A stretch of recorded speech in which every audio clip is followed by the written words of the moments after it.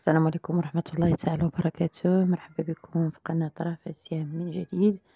اليوم ان شاء الله غادي نصاوب معكم واحد الكيكة اقتصادية كتجي مزيانة للوليدات ولا جاو شي ضياف على غفلة، وهي اقتصادية في المقادير ديالها. الشكل ديالها كيجي منفوخ وتجي خفيفة من الوسط نتوما كيف ما كتشوفوا.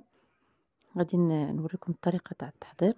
المهم غادي نقدم المقادير هما الاولين. غادي نبداو ان شاء الله على بركه الله بتقديم المقادير ونشوفوا الطريقه نتاع التحضير. اول حاجه غادي ناخذ واحد الكاس تاع المولينكس كتصاوب هذه في الخلاط المولينكس، وكنحتاجو 4 تاع البيضات.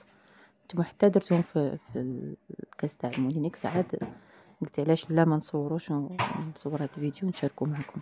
كيف ما قلت لكم 4 تاع البيضات، كاس تاع الزيت، كاس تاع سنيده، كاس تاع الحليب، وخماره حمراء، خماره تاع الفاني، وشوكليط.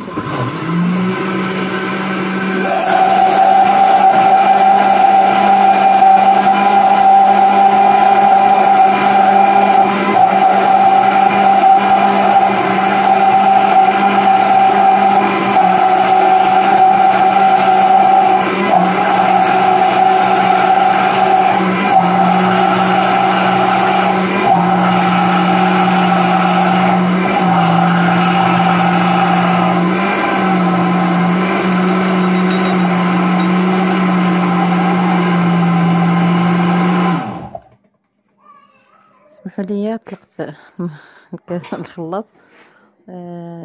ضفت الدقيق كيف ما كتشوفوا كتكون المونيكس خدامه، وفي نفس الوقت انا نزيد الدقيق شويه بشويه على حسب الخليط اللي عندنا.